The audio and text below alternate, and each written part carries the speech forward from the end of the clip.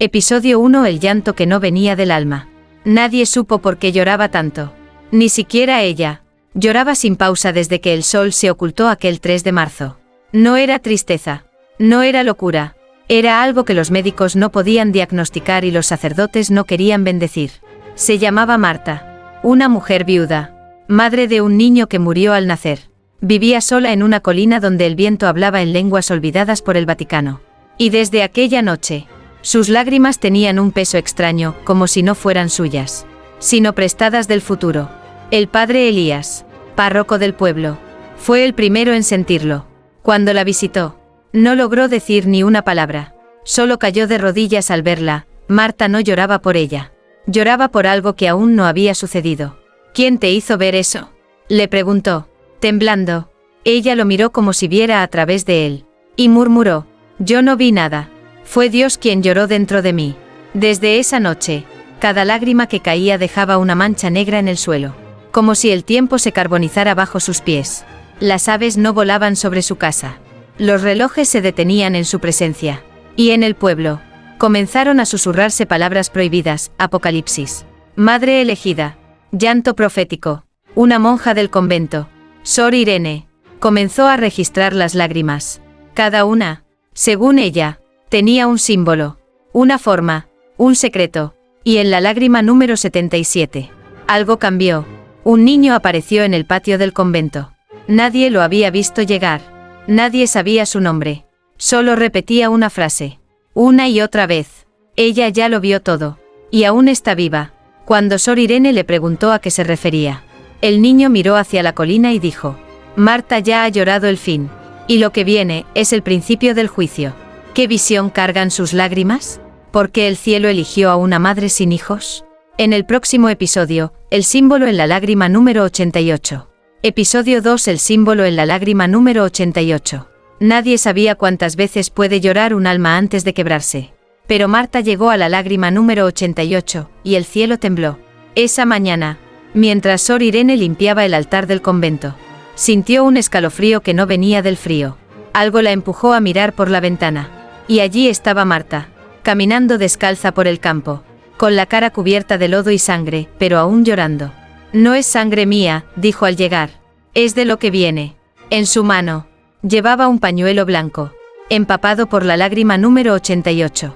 Al desplegarlo, Sor Irene se tapó la boca. En el centro del pañuelo se había dibujado un símbolo con las marcas oscuras de la lágrima. No era tinta, ni barro, ni aceite. Era una forma imposible, una cruz rota en 3.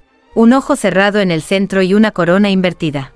Ese mismo símbolo apareció esa tarde, en el techo del santuario, en la sombra de una nube, y en el pecho del padre Elías, como una quemadura. Esto no es profecía, dijo él. Es advertencia. Los ancianos del pueblo contaban que, siglos atrás, una mujer también lloró sin razón, y el pueblo desapareció bajo fuego y silencio. Pero nadie sabía su nombre. Marta lo susurró entre sollozos. Ella se llamaba Sara. Y está en mis sueños. Me muestra lo que vio, el cielo abrirse como una herida. Las oraciones que se tragaron a los fieles.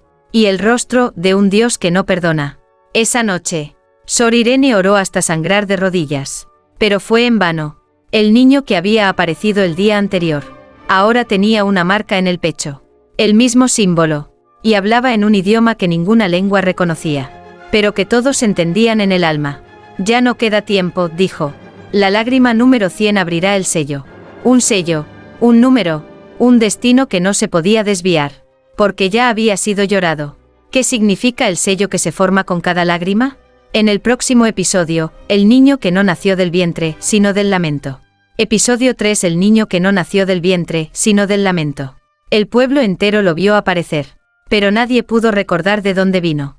El niño no tenía madre, ni cicatriz del ombligo, ni nombre bendecido. Solo una marca ardiente en el pecho, y una mirada que había visto el final del mundo. Sor Irene fue la primera en atreverse a tocarlo. Su piel no era fría ni cálida. Era como tocar una promesa que aún no se ha cumplido, o una advertencia que no se puede ignorar. ¿Quién te envió?, preguntó con voz temblorosa. El niño levantó la vista hacia el cielo gris, y susurró, como quien confiesa algo que puede matarlo. No fui enviado, fui llorado. Las palabras recorrieron el aire como una peste silenciosa. Marta, al oírlo, cayó de rodillas. Yo no quería traerlo, sollozó. Yo no lo pedí. Fue en la lágrima número 66, soñé con un vientre hecho de niebla. Y un corazón sin latidos. Cuando desperté, él ya estaba aquí. El padre Elías reunió a los fieles en la iglesia. Pero las puertas no se cerraban. Una corriente invisible las mantenía abiertas, como si el templo ya no pudiera contener lo que se venía. Y esa noche, Marta dejó de llorar por primera vez. ¿Por qué se detuvieron las lágrimas?, preguntó Irene. Marta alzó el rostro, los ojos secos pero enrojecidos. Porque el cielo ya no tiene lágrimas. Ahora, empieza a hablar. A la medianoche, mientras todos dormían, el niño se sentó frente al altar. De su boca salía un canto sin melodía, hecho de palabras que herían. Los vitrales se resquebrajaron. Las velas se apagaron solas. Y sobre la piedra del altar apareció grabada una frase que ninguno de ellos había visto jamás. Cuando la madre deja de llorar, el apocalipsis empieza a escuchar. ¿Es el niño un castigo, o un salvador que nadie pidió? En el próximo episodio, el altar que repite las voces del fin. Episodio 4: El altar que repite las voces del fin. La iglesia nunca había hablado. Hasta esa madrugada. El altar de piedra, silencioso por siglos, comenzó a emitir un murmullo seco, como si las grietas de su superficie recordaran oraciones que nunca debieron ser pronunciadas. Escucha, susurró el niño. Y Marta, que ya no lloraba, volvió a temblar, porque reconoció la voz que salía del altar. Era la de su hijo muerto. No el niño sin ombligo. No el que fue llorado, sino el que nació muerto. Años atrás, con el rostro frío y los ojos sin luz. Madre, decía la voz, arrastrada como ceniza al viento, ¿por qué me enterraron si aún no había terminado de nacer? El padre Elías quiso acercarse, pero una fuerza invisible lo lanzó contra las bancas de la iglesia. El símbolo en su pecho ardía. Esto no es de Dios, gritó entre dientes. Pero el niño lo miró sin emoción. Dios ya no está donde ustedes lo buscan. ¿Y dónde está entonces?, preguntó Sor Irene con desesperación. En la herida, respondió el niño. En la grieta que dejaron los que rezaban por miedo, y no por fe. Entonces el altar habló de nuevo. Esta vez con muchas voces. Voces de madres, de hijos, de almas que nunca fueron escuchadas. El mundo no termina con fuego, dijeron. Termina con olvido. El pueblo entero comenzó a escuchar los ecos. En los espejos, las ventanas, incluso en los pozos, surgían palabras antiguas. Revelaciones sueltas. Como piezas de un rompecabezas que nadie sabía que estaba armado desde antes del Génesis. Y en el altar apareció otro grabado. Esta vez más profundo. Sangrante. La madre no llora sola. Llora con las voces que el cielo no quiso escuchar. ¿Qué secretos se ocultan en las grietas de la fe? En el próximo episodio, la cruz que se negó a proteger el templo. Episodio 5: La cruz que se negó a proteger el templo. La cruz colgaba sobre el altar desde hacía más de 100 años. Hecha de madera traída de Tierra Santa. Bendecida por obispos. Bañada en lágrimas de mártires. Pero esa noche se inclinó hacia abajo, como si se avergonzara. Fue Sor Irene quien lo vio primero. Despertó con un nudo en la garganta, como si una oración hubiera quedado atrapada en su pecho. Corrió al templo y encontró la cruz torcida, apuntando al suelo, como una lanza rota, como una negación. ¿Qué significa esto?, preguntó entre lágrimas. El niño ya estaba allí, sentado donde solo el sacerdote podía pisar. No todas las cruces protegen, dijo sin mirarla. Algunas solo observan cómo se cae la fe. Marta entró en silencio, con los ojos secos, pero la voz quebrada. Yo he visto esa cruz en mis visiones, no sobre el altar, sino clavada en un campo de calaveras. Y alrededor, ángeles con alas quemadas, gritando con lenguas de fuego. No la levanten más, ya no representa al cielo. El padre Elías llegó, temblando de rabia. Eso es blasfemia. La cruz es el símbolo del sacrificio, del amor divino. El niño lo miró, por primera vez con tristeza. ¿Y si el amor de Dios también se cansó de no ser correspondido? La cruz crujió. Una grieta partió el techo del templo justo encima de ella. Y del hueco descendió algo inesperado. Un pájaro negro, sin ojos, que se posó sobre la cruz y la hizo caer. Nadie se atrevió a recogerla. Ni siquiera Sor Irene. Porque donde tocó el suelo, la piedra comenzó a ennegrecerse, como si la fe, al caer, quemara en vez de sanar. El símbolo del pecho del niño brilló una vez más. y sus palabras dejaron un eco que heló el alma. La cruz no protege donde el alma miente. ¿Y si las reliquias dejaron de ser sagradas? En el próximo episodio, la campana que sonó sin ser tocada. Episodio 6. La campana que sonó sin ser tocada. A las 3 de la madrugada, cuando el pueblo dormía bajo un cielo sin estrellas, la campana del templo sonó. Una vez, 2 veces, 3, pero nadie la había tocado. La cuerda colgaba inmóvil. El viento no soplaba. Y sin embargo, el bronce retumbó como si alguien, o algo, la estuviera despertando desde adentro. Sor Irene corrió descalza hasta la torre. Subió las escaleras con el corazón golpeándole el pecho como un tambor de guerra. Al llegar, no encontró a nadie, solo el eco de los tañidos que parecían no terminar nunca. No, esto no es un llamado a misa, susurró. Es una advertencia. Desde abajo. Marta levantó el rostro al sonido. Sus labios temblaron. Yo la escuché en mis sueños, antes de la lágrima número 13. La campana no llama a los vivos. Llama a los que fueron olvidados. El padre Elías despertó sobresaltado. Una sensación desconocida le recorrió la espina dorsal, no era miedo, era culpa. Y por primera vez, recordó un pecado antiguo. Un nombre que había enterrado en su juventud. Una promesa que rompió frente al altar, jurando jamás confesarla. El niño lo miró desde el banco más lejano. La campana no juzga, padre, solo recuerda. En ese momento, todos los relojes del pueblo se detuvieron. Exactamente a las 3:03. Las velas comenzaron a encenderse solas. Y en el aire, un susurro colectivo. Como 1000 voces sollozando al unísono. El apocalipsis no empieza con fuego, sino con memoria. La cruz caída se partió en 2. El altar comenzó a sangrar. Y la campana volvió a sonar. Esta vez, 7 veces. Cada campanada liberaba un grito. Voces de niños, mujeres, ancianos, todos los que el pueblo había querido olvidar. Y en el libro sagrado del templo, una página apareció que no estaba antes.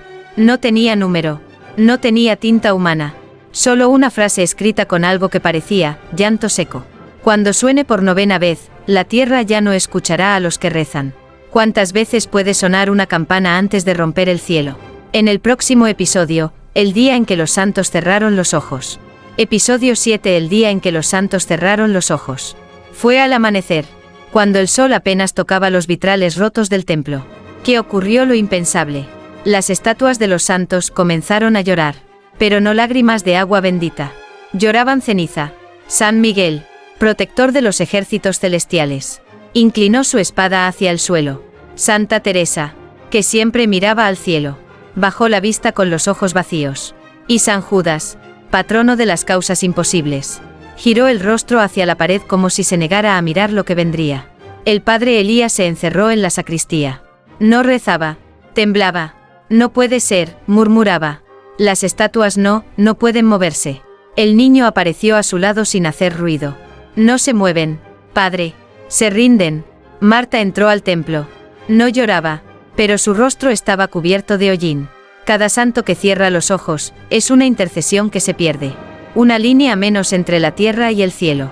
Sor Irene intentó limpiar el rostro de Santa Lucía. Pero al tocarlo, la ceniza se deshizo en su mano y una palabra surgió en su palma. Grabada como por fuego invisible. Desobediencia. ¿Qué hemos desobedecido?, preguntó con la voz quebrada. El niño la miró. Y por primera vez, su rostro pareció más humano, o más triste. A veces, rezar sin creer es peor que no rezar. A veces, el cielo se cansa de mirar a los que fingen fe. La campana sonó una 8ª vez. No hubo eco, solo silencio. Y entonces, la estatua del Cristo crucificado cayó al suelo. El madero se partió, y del pecho de piedra surgió un líquido espeso, rojo oscuro, que no era pintura ni aceite. Es juicio, susurró Marta. Cada imagen sagrada que calla, es una voz menos en nuestra defensa. En ese instante, todos los espejos del convento se agrietaron, pero no reflejaban los rostros de quienes los miraban. Reflejaban ruinas, torres caídas, altares vacíos, y niños sin nombre llorando en la ceniza. ¿Qué pasa cuando hasta los santos dejan de mirar? En el próximo episodio, el 9º tañido y el fin del tiempo de gracia. Episodio 8. El 9º tañido y el fin del tiempo de gracia. La noche llegó sin luna. El cielo estaba sellado, como si Dios hubiese cerrado los ojos. Y a las 03:03, la campana sonó por 9ª vez. No fue un tañido, Fue un lamento, un sonido hueco, ancestral, como si las paredes del mundo crujieran por dentro. Los árboles dejaron de moverse. El viento se detuvo. Hasta los animales del bosque guardaron un silencio que sabía a presagio. Marta se desplomó al suelo. No por debilidad, sino porque algo dentro de ella, algo que no era suyo, se quebró. Ha comenzado, susurró. El niño caminó hasta el centro del templo. Descalzo, con las manos abiertas. ¿Y dónde pisaba? Las losas se ennegrecían. En su pecho, el símbolo ardía con una luz roja que no era de este mundo. ¿Qué es lo que ha comenzado?, preguntó Sor Irene, con la voz hecha ceniza. El tiempo de gracia ha terminado, dijo el niño, sin pestañear. Ahora, solo quedan las consecuencias. La palabra gracia desapareció de todos los libros sagrados del convento.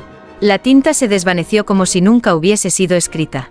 Y las oraciones repetidas sin alma se convirtieron en líneas en blanco. El padre Elías quiso levantar la Biblia. Pero al abrirla, encontró su propio nombre escrito con sangre. Y debajo, una fecha, hoy. ¿Qué significa esto?, gritó. El niño lo miró sin odio, sin juicio, sin consuelo. Que ya no se trata de pedir perdón. Se trata de aceptar que el cielo habló y nadie escuchó. Marta volvió a llorar. Pero esta vez, las lágrimas eran negras. No mojaban, manchaban. ¿Y dónde caían? Surgían palabras en el suelo, fragmentos de visiones. Nombres de ángeles que habían sido desterrados. Fechas que aún no habían llegado. No lo entienden, dijo ella, con la voz desgarrada. No estoy llorando por lo que viene. Estoy llorando por lo que ya pasó, y nadie quiso ver. El reloj del campanario se partió. Y por primera vez en siglos, el tiempo se detuvo. ¿Qué se rompe cuando el tiempo deja de obedecer a Dios? En el próximo episodio, el ángel que descendió sin alas y sin orden divina. Episodio 9. El ángel que descendió sin alas y sin orden divina. No hubo rayo, no hubo trompeta, solo un silencio que dolía. Y entonces cayó. Del cielo estéril bajó una figura envuelta en sombra y luz. Sin alas, sin aureola, sin nombre conocido. Pero todos supieron lo que era. Un ángel, o lo que quedaba de uno. Su cuerpo brillaba y sangraba al mismo tiempo. Tenía la mirada de quien había visto demasiadas almas romperse. Y no tocó el suelo, fue el suelo quien se abrió para recibirlo. No vengo en nombre del cielo, dijo, con voz humana, desgastada. Vengo porque ya no podía quedarme allá. El padre Elías cayó de rodillas. Pero no por reverencia, sino por miedo. ¿Fuiste expulsado?, preguntó, con los labios blancos de terror. El ángel lo miró con cansancio. No, me fui, porque incluso allá, comenzaron a cerrar los ojos. Marta lo reconoció. Tú estabas en uno de mis sueños. Llevabas fuego en los brazos y cargabas a un niño hecho de ceniza. Ese niño es el futuro, dijo el ángel. Pero ya nadie lo quiere cargar. El niño sin ombligo apareció en la entrada del templo. Los ojos rojos, las manos abiertas, y sin decir una palabra, caminó hacia el ángel. Ambos se miraron. Y entonces el ángel cayó de rodillas. Lo siento. No debiste ser traído. No así. El niño no respondió. Solo tocó el pecho del ángel. Y del contacto surgió un sonido que nadie había escuchado antes. Como 1000 oraciones siendo ahogadas al mismo tiempo. En el cielo, apareció una grieta. No como un rayo, sino como una lágrima que rompe la carne del firmamento. Sor Irene gritó. No por miedo, sino porque por un segundo, vio lo que había más allá. No un infierno, no un paraíso, sino un lugar donde Dios lloraba solo. El ángel habló, apenas audible. Ya no hay guerra entre el bien y el mal. Solo hay abandono. Y al terminar de hablar, su cuerpo comenzó a deshacerse en luz y en luto. ¿Qué revela un ángel que decide caer por voluntad propia? En el próximo episodio, la profecía que se escribió con una lágrima. Episodio 10. La profecía que se escribió con una lágrima. El suelo aún ardía donde el ángel se desvaneció. Nadie osaba caminar sobre esas piedras. Eran ceniza viva, dolor condensado. Pero fue Marta quien, en silencio, se acercó. No por valentía, sino porque algo dentro de ella la empujaba. Algo que venía desde el vientre, o desde el alma. Al dar el primer paso, su lágrima número 100 cayó. No sobre el altar, no sobre el niño. Cayó justo en el centro de las cenizas del ángel. Y allí ocurrió lo imposible. La lágrima, al tocar el suelo, no se evaporó, se convirtió en tinta. Una sola gota bastó para trazar palabras sobre piedra rota. No eran letras conocidas. No era un idioma humano. Pero todos los presentes lo entendieron en lo más profundo. Como si su alma lo hubiera estado esperando desde antes de nacer. El mensaje era claro. No fue el fin lo que lloraste. Fue el recuerdo de que el mundo ya terminó, y no lo sabían. Sor Irene cayó de rodillas. Entonces, ya estamos viviendo después del apocalipsis. El niño, siempre en silencio, levantó la vista. No, están viviendo dentro de él. El padre Elías rompió en llanto. Pero no era arrepentimiento. Era pánico. ¿Dónde está Dios? ¿Por qué no interviene? Y entonces, la piedra escribió otra línea. Sin lágrima esta vez. Dios ya habló. Pero ustedes escuchaban otra cosa. Marta cayó al suelo. Su cuerpo temblaba. La profecía había terminado de grabarse, y su pecho comenzó a apagarse como una vela al final de su fe. Él me usó como pluma, murmuró. Cada lágrima era una sílaba. Cada sollozo, un sello roto. Sor Irene la abrazó. Pero el niño habló. Firme. No está muriendo. Está siendo recogida. Ya hizo su parte. Ya lloró lo que otros se negaron a ver. En el cielo. La grieta creció. Y del centro emergió una silueta. No gloriosa. No brillante. Una figura cubierta de polvo y soledad. Y todos supieron, ese era el Dios que llora. ¿Puede una profecía salvar si llega cuando ya no hay nadie escuchando? En el próximo episodio, el silencio que Dios dejó como herencia. Episodio 11. El silencio que Dios dejó como herencia. Después de la profecía escrita con lágrimas, el mundo pareció detenerse. No hubo más campanadas. No hubo visiones. No hubo voces. Solo un silencio tan profundo que los pájaros olvidaron cantar. El viento dejó de murmurar entre los árboles y hasta los relojes colgaban muertos del tiempo. Marta yacía inmóvil, con los ojos cerrados pero vivos. Su cuerpo no respiraba. Su corazón no latía. Pero su alma seguía llorando desde algún lugar más allá. El niño se sentó junto a ella, en el umbral del templo. Nadie se atrevía a interrumpirlo. ¿Qué está esperando?, preguntó Sor Irene, casi en un susurro. El niño no respondió. Solo alzó la vista al cielo abierto por la grieta. Y entonces lo comprendieron. Esperaba una respuesta, un gesto, un eco divino. Pero Dios no respondió, porque ya lo había dicho todo. El silencio era la última palabra. La más temida, la más reveladora. El padre Elías intentó oficiar una misa. Pero las palabras se le ahogaban en la garganta. Cada oración parecía vacía, hueca, sin destinatario. No hay presencia, balbuceó. Solo ausencia sagrada. Esa noche, el templo comenzó a agrietarse. No por terremoto, sino porque el alma de la piedra también se cansa. Una cruz se partió en dos. Un cáliz se llenó de polvo. Y el altar sangró una última vez, antes de volverse piedra seca. Sor Irene, desesperada, abrió el libro sagrado. Todas las páginas estaban en blanco. Todas, excepto una. La última. Allí, una frase escrita con el mismo trazo de la profecía anterior decía: el silencio no es castigo. Es libertad, porque el hombre ya sabe qué hizo. Y sabe lo que no quiso ver. Entonces Marta abrió los ojos. Pero ya no era Marta. Era algo más. Un receptáculo vacío donde antes habitó una voz celestial. Él no nos dejó, dijo con una voz que no era suya. Solo se quitó de en medio, para que viéramos quiénes somos sin él. Y el niño, por primera vez, bajó la cabeza.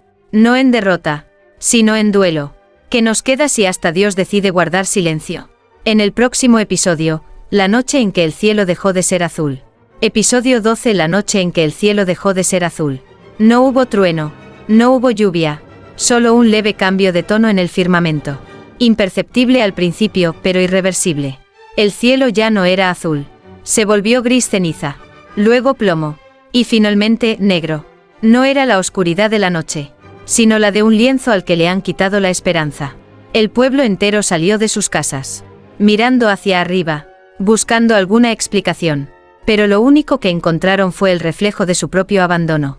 Sor Irene se llevó una mano al pecho. ¿Dónde está el sol? El niño, de pie sobre los escalones del templo derrumbado, respondió con una calma que dolía. El sol sigue ahí, pero el cielo ya no quiere dejarlo pasar. Marta, o lo que quedaba de ella, comenzó a caminar sin rumbo. Cada paso que daba dejaba una marca oscura en la tierra, como si sus huellas fueran las últimas escrituras de una historia que nadie se atrevía a leer. ¿Y ahora qué?, preguntó el padre Elías. con los ojos rojos de cansancio y culpa. El niño lo miró con piedad. Ahora, viene la noche eterna. Los relojes se detuvieron nuevamente.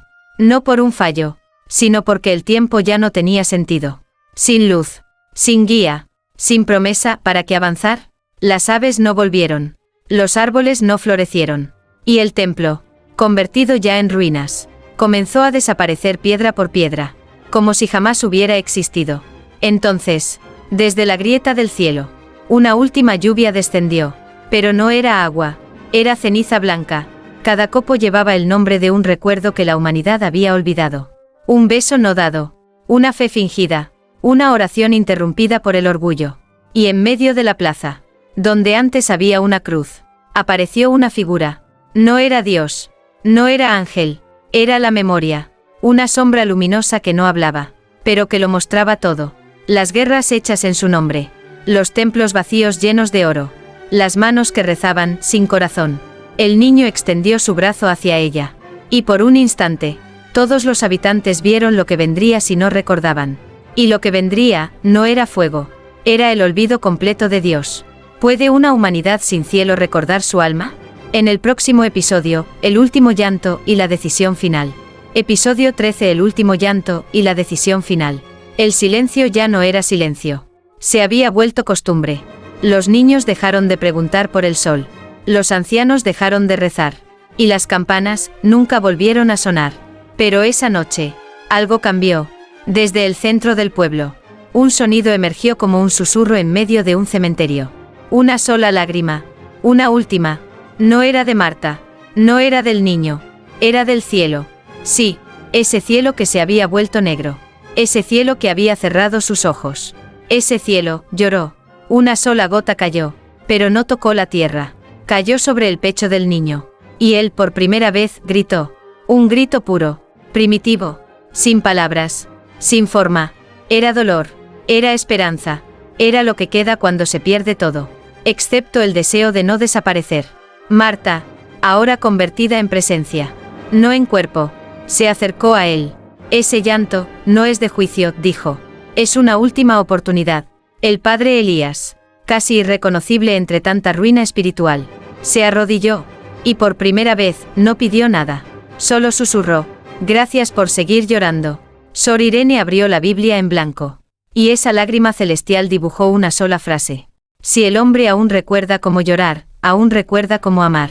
Entonces el niño miró al pueblo, al templo destruido, al cielo herido, y preguntó, ¿quieren volver a escuchar?